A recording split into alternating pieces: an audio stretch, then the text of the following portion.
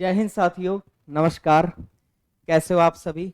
उम्मीद है सभी सकुशल होंगे, स्वस्थ होंगे, मस्त होंगे, अपने दिन में व्यस्त होंगे। मैं पीसी रोज ऑनलाइन एग्रीकल्चर के प्लेटफॉर्म पर आपका हार्दिक अभिनंदन स्वागत करता हूं। तो साथियों, यूपीपीसीएस के लिए आज एक महत्वपूर्ण मुद्दा हमारे पास जो है निबंध लेखन।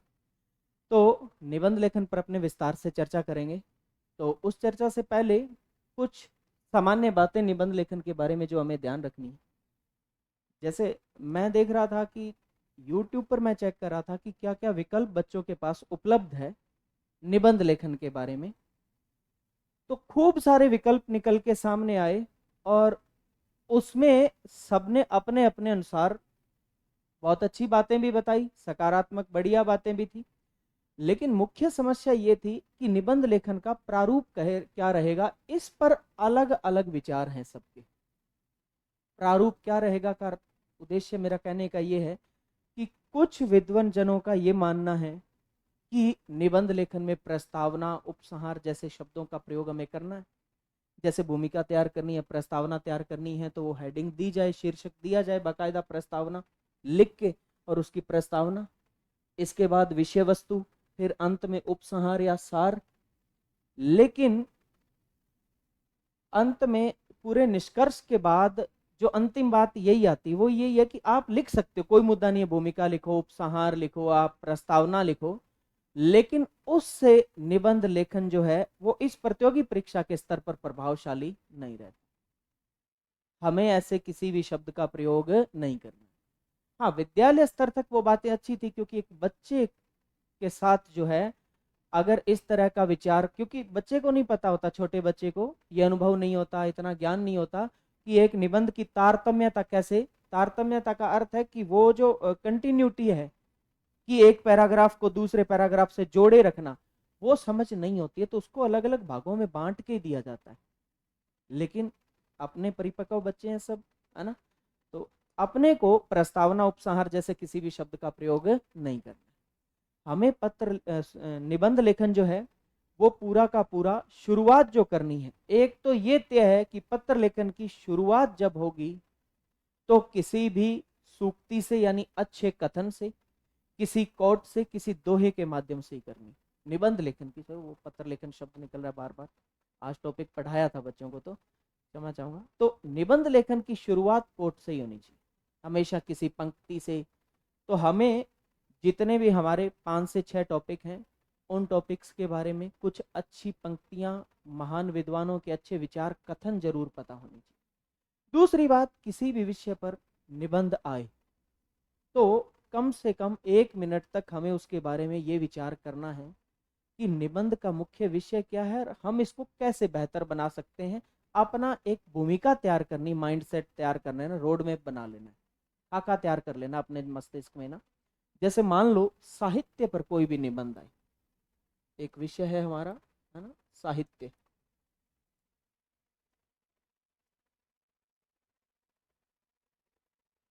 साहित्य पर कोई भी निबंध आए तो सबसे पहली बात तो हमें ये पता होनी चाहिए कि साहित्य जो शब्द है ना, वो 2 शब्दों से मिलकर बना हुआ है, सहित प्लस ये से। किससे बना हुआ है? सहित प्लस ये प्रत्यय जुड़कर बना है, ठीक है। और सहित में भी अगर हमें बात करें तो स उपसर्ग है, हित मूल शब्द। हित का अर्थ होता है हित या भला, और स उपसर्ग का अर्थ होता है साथ या सहित। अर्थात साहित्य का अर्थ यह है कि जो हित सहित लिखा जाए, भले के लिए लिखा जाए। साहित्य समाज के हमेशा ही कमजोर वर्ग या शोषित वर्ग जो है, यानी जिसका शोषण किया जाता है, उसी के लिए ही प्रमुख रूप से लिखा जाता है। और साहित्यकार जो है वो, उसका भावनात्मक पक्ष जो है वो बेहद मजबूत होता है, मार्मिक चित्रण बड़ा जरूरी, ताकि उस साहित्य से लोग, समाज कनेक्ट हो पाए, जुड़ पाए, उस बात में अपनापन होना चाहिए। तो साहित्य समाज के लोगों के हमेशा हित के लिए लिखा गया, भले के लिए लिखा गया। तो साहित्य पर अगर निबंध आए तो किसी भी महान पंक्ति से अपने शुरू करेंगे। उसके बाद साहित्य के बारे में यह पंक्ति जरूर लिखनी है कि साहित्य शब्द सहित प्लस ये से निर्मित हुआ है, साहित्य शब्द सहित प्लस य से निर्मित हुआ है, अर्थात लोगों और समाज के हित के लिए लिखा जाने वाला कार्य या रचनाएं जो है वो क्या होती है, साहित्य होती है। जैसे अपना एक निबंध साहित्य और संस्कृति पर कि साहित्य मनुष्यता के संरक्षण का कारक तत्व है। अब आप देखो बात किसकी हुई, साहित्य की।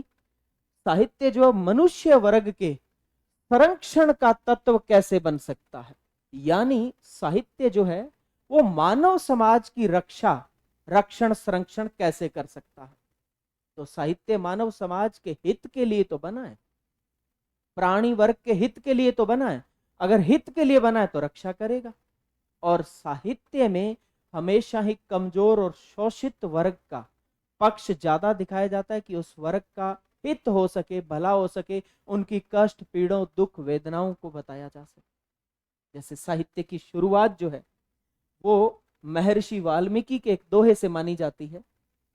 साहित्य की शुरुआत जो है वो महर्षि, संस्कृत का पहला श्लोक जो है साहित्य में वो सामान्यतः ऐसा ही है, मान्यता यही है कि महर्षि वाल्मीकि जो है वो तमसा नदी के किनारे स्नान कर रहे थे, तो वहीं एक निषाद शिकारी था, उन्होंने क्रोंच पक्षी का जोड़ा जो वो प्रेम विलाप कर रहा था, प्रेम मिलाप में है ना लीन था, तो वहीं शिकारी ने जो है वो नर क्रोंच की तीर मारकर हत्या कर।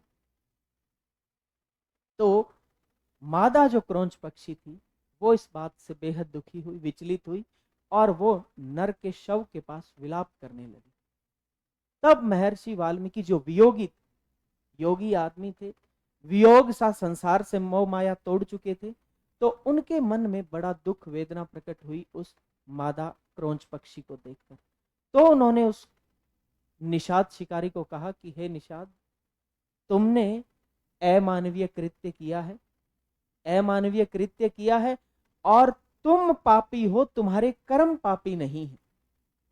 तो इस प्रकार उनकी वेदनाएं व्यक्त हुई, पीड़ा व्यक्त हुई, संस्कृत का पहला श्लोक निर्मित हुआ, साहित्य की शुरुआत हुई। वियोगी होगा पहला कवि, आह से उपजा होगा गान, निकल कर आंखों से चुपचाप वही होगी कविता अनजान। यानी जो पहला कवि होगा जिसने साहित्य की शुरुआत की वो क्या होगा, वियोगी होगा। लेकिन उस वियोगी ने कोई ऐसा दृश्य देखा जो उसके मन को विचलित कर गया, बड़ी पीड़ा पहुंचाई, तो उस वियोगी के मुख से, वियोगी होगा पहला कवि आह से, यानी पीड़ा से उपजा होगा ज्ञान, पीड़ा से उसके मन में गायन उपजा होगा, गान उपजा होगा, निकल कर आंखों से चुपचाप बही होगी कविता अनजान। कि उस पीड़ा को दुख देखकर, उस पीड़ा की वजह से, उस करुण दृश्य को देखकर उनकी आंखों से जो आंसू बह रहे थे वो आंसू अनजान कविता के रूप में शब्दों का रूप ले रहे थे। तो वियोगी होगा पहला कवि, आह से उपजा होगा गान, निकल कर आंखों से चुपचाप वही होगी कविता अनजान। साहित्य समाज का सच्चा दर्पण है। इससे पहले एक पंक्ति जो है वो हमें जरूर लिखनी है कि साहित्य, इस पहले कथन के बाद अगली पंक्ति हमें क्या लिखनी है कि साहित्य सहित प्लस य से निर्मित हुआ है, जिसका अर्थ है हित के लिए लिखा गया। ठीक, साहित्य समाज का दर्पण है। सच्चा साहित्यकार समाज की वास्तविक तस्वीर को सदैव अपने साहित्य में उतारता रहा।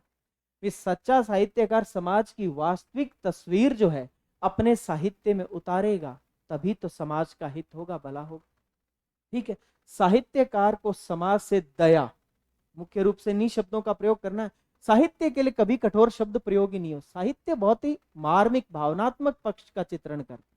तो साहित्यकार को समाज से दया, करुणा, संवेदना, सौहार्द, प्रेम इत्यादि के जो भाव मिलते हैं, उन्हीं भावों को वह अपने साहित्य में रेखांकित करता है।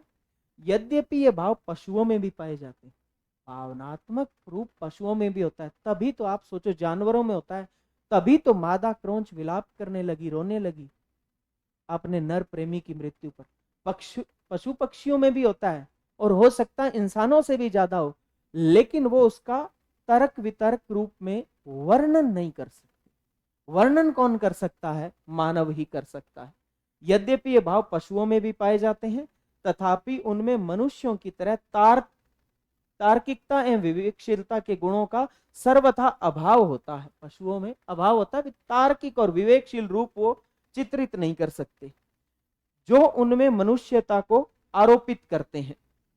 इन भावों को मनुष्यता में रूपांतरित करने में साहित्य की उल्लेखनीय भूमिका है। ये जो भाव है, दया, करुणा, संवेदनशीलता, सौहार्द, प्रेम, ये पशु पक्षियों में भी होता है, जानवरों में भी होता है, लेकिन उनमें तर्कशीलता, विवेकहीनता होती, तर्कशीलता नहीं होती, विवेकहीन होते हैं, रूप वर्णन नहीं कर सकते, लेकिन मानव ऐसा कर सकता है। तो इन भावों को मनुष्यता में रूपांतरित करने में साहित्य की उल्लेखन है। और मानव ऐसा किसके माध्यम से करता है रूपांतरित? साहित्य के माध्यम से। ये सारे भाव साहित्य के माध्यम से रूपांतरित करता है। इस प्रकार साहित्य एवं मनुष्यता एक ही सिक्के के दो पहलू।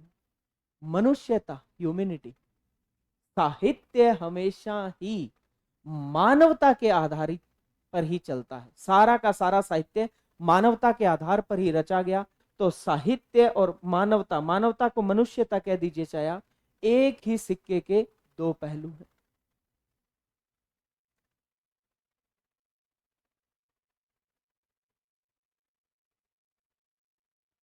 अब अपने आगे बढ़ते हैं। फिर क्या लिखा गया? विचारणीय बिंदु है कि बिना मनुष्यता के सभी व्यक्ति परस्पर सहयोगी न होकर एक दूसरे के शत्रु हो जाएंगे। कि अगर इंसानों के बीच मनुष्यता ही नहीं रहेगी, मानवता, ह्यूमैनिटी ही नहीं रहेगी, तो बिना मनुष्य का तो सभी जो है वो परस्पर सहयोगी नहीं रहेंगे, एक दूसरे के क्या हो जाएंगे? शत्रु हो जाएंगे। और मानवता को जीवित रखने में सबसे मुख्य भूमिका किसकी है? साहित्य की। मानवता को अगर जीवित रख सकते हैं, मनुष्यता को जीवित रख सकते हैं मानव मनुष्य में, तो वो कौन रख सकता है? साहित्य। भावनात्मक, मार्मिक, करुणामय चित्रण करके, जिससे मानव हृदय पिघले। ठीक है। तो यह हमने कहा कि एक दूसरे के सहयोगी न रहकर शत्रु हो जाएंगे, जिससे समाज में हिंसा जैसे क्रियाकलापों को बढ़ावा मिलेगा और मानव जगत ही नष्ट हो जाएगा इस प्रकार तो हिंसक होकर। अतः साहित्य मनुष्यता के संरक्षण का कारक तत्व है।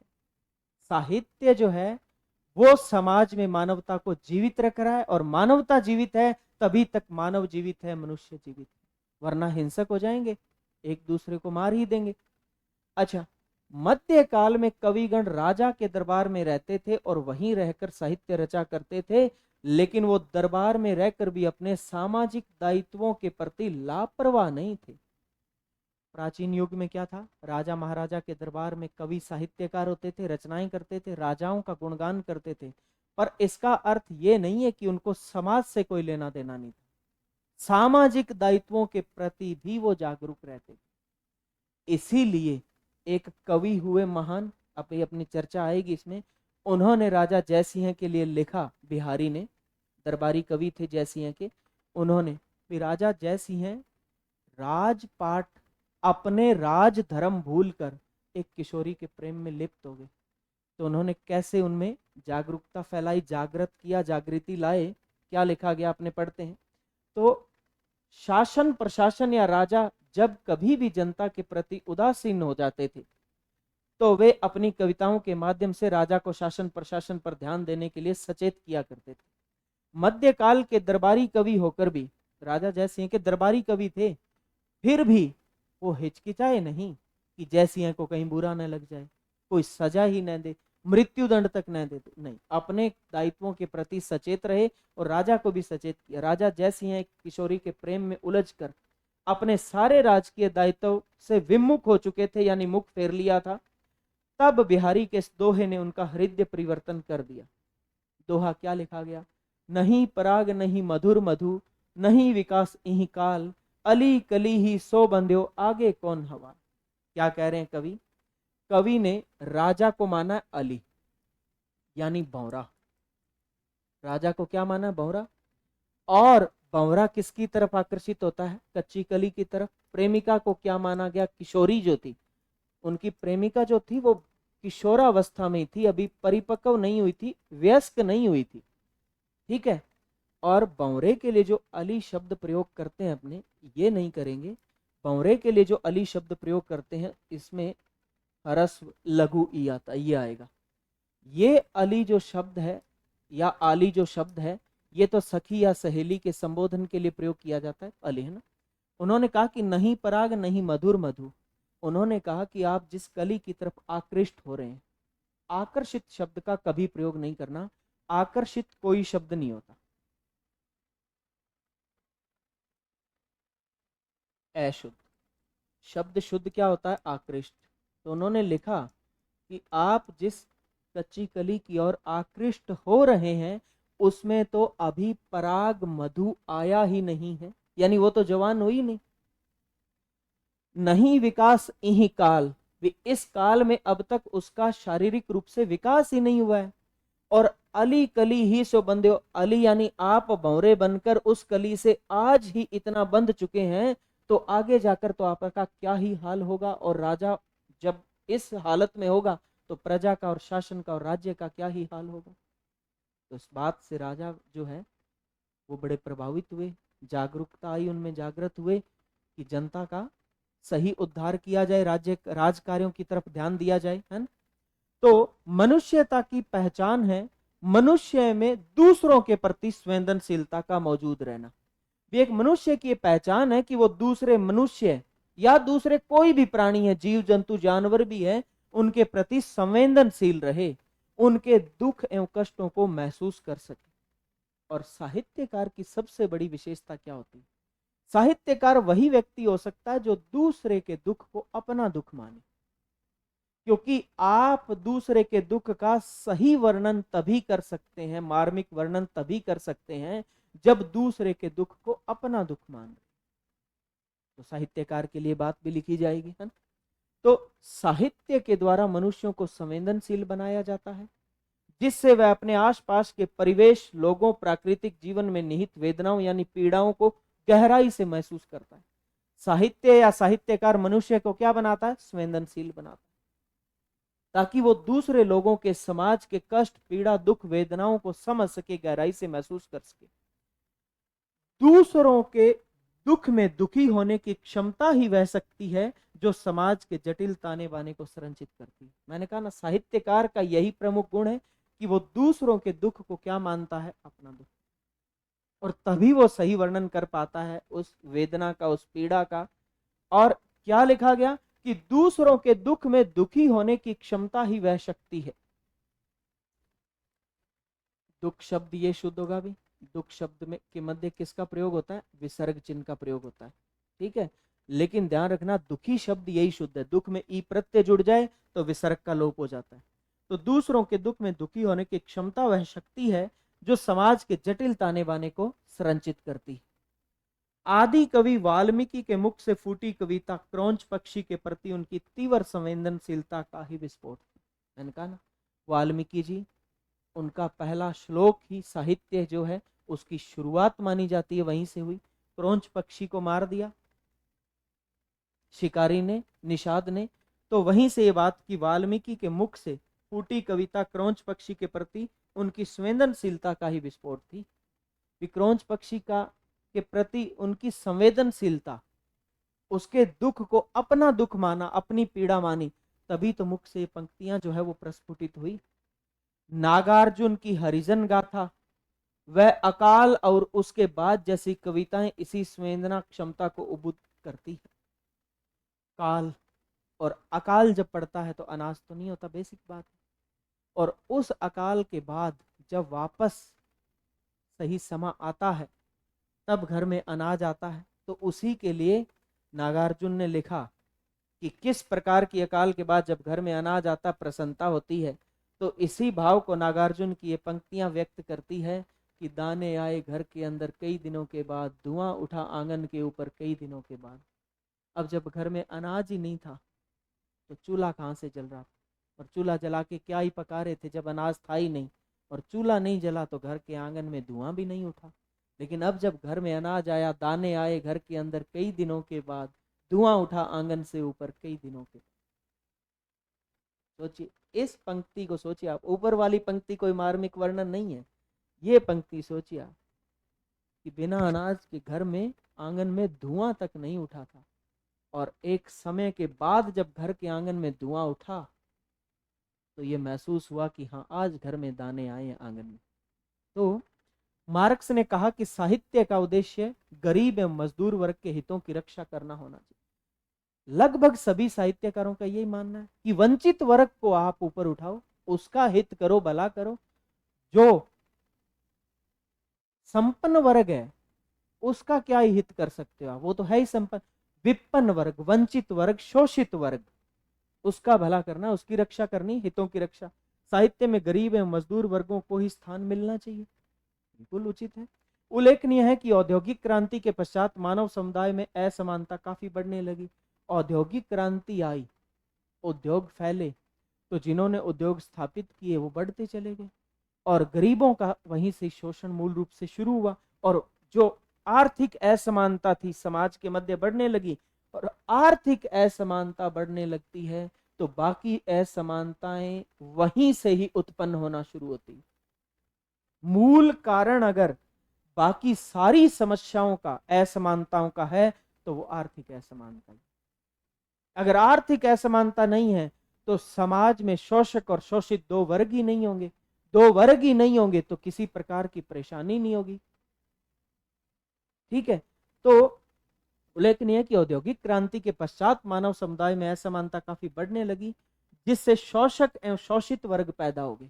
भी एक तो शोषण करता था वो तो शोषित कहलाया, और जिस वर्ग का शोषण होता था वो गरीब मजदूर वर्ग शोषित कहलाए। मार्क्सवादी साहित्य के अंतर्गत शोषित वर्ग को साहित्य में महत्व देते हुए प्रगतिशील दृष्टिकोण अपनाया गया। भी शोषित वर्ग को साहित्य में महत्व दिया और उनके लिए प्रगतिशील दृष्टिकोण अपनाया गया, और इसी वंचित वर्ग ने मनुष्यता के संरक्षण में कारक तत्व की भूमिका निभाई। आप सोचो, वंचित वर्ग भी तो मनुष्य है। अगर उन मनुष्यों के हित के लिए लिखा जा रहा है तो इसका मतलब मानव वर्ग को संरक्षित कर रहा है कौन? साहित्य। साहित्य लिखा जा रहा है अगर वंचित वर्ग के लिए, शोषित वर्ग के लिए, तो वो वर्ग मनुष्य ही तो है। तो मनुष्यता को साहित्य के माध्यम से ही जीवित रखा जा रहा है। मार्क्सवादी साहित्य में इसी प्रगतिशील चेतना को अपनाया गया। एंगल्स, शेक्सपियर, वालजाक, टॉल्स्टॉय, गैटे जैसे रचनाकारों के साहित्य में भी वंचित वर्गों के प्रति सहानुभूति झलकती। और अंत में आप देखो कितनी सकारात्मक बात लिखी गई है। जब भी अपने निबंध का अंत लिखा जाए कभी नकारात्मक टच नहीं देना निबंध, कभी भी। आपके निबंध की जांच जो है वो शुरू की 4 पंक्तियों और अंतिम 4 पंक्तियों के आधार पर ही होती, वही प्रभावशाली बात होती। तो आप देख लीजिए कितनी सकारात्मक बात लिखी गई अंत में कि मार्क्सवादी साहित्य में भी प्रगतिशील चेतना ही अपनाई गई। शोषित वर्ग के भले के लिए, मजदूर वर्ग के भले के लिए ही सब कुछ लिखा गया। ठीक है, और उनके प्रति ही सहानुभूति झलकती है, और वहीं से ही मनुष्यता के संरक्षण में मुख्य भूमिका कारक तत्व क्या आ जाता है? साहित्य आ जाता है। मैं इसी तरह आपके लिए और भी निबंध लाऊंगा, खूब सारे आपको अभ्यास के लिए उपलब्ध करवा दूंगा। आज के लिए इतना ही, मिलते हैं अगली कक्षा में। तब तक के लिए आप सभी को प्यार भरा नमस्कार। जय हिंद, जय भारत। और ये भी कहना चाहूँगा कि मैं आपको जो है वो आपके जितने भी 6 मुख्य विषय हैं ना, हालांकि 6 कहने को 6 टॉपिक दिए गए आपको, लेकिन अगर उनको विस्तार से पढ़ा जाए तो वो कई टॉपिक हो जाते हैं। जैसे एक टॉपिक लिख दिया गया कृषि, उद्योग और व्यापार, तो ये एक टॉपिक थोड़ा ही हुआ। कृषि हुआ, उद्योग हुआ, व्यापार हुआ, कितने टॉपिक हो गए? लेकिन मैं हर टॉपिक पर, कृषि पर महान रचनाकारों द्वारा, महान विद्वानों द्वारा कही गई महान पंक्तियां, उद्योग या व्यापार पर, संस्कृति पर, साहित्य पर, है ना, करंट के मुद्दों पर भी जितनी भी हो सकती है वो भी आपको उपलब्ध करवा दूंगा, ताकि किसी भी विषय पर निबंध आए तो हमारे पास चंदनची पंक्तियां और उनके रचनाकार जरूर हों। ठीक है साथियों, नमस्कार।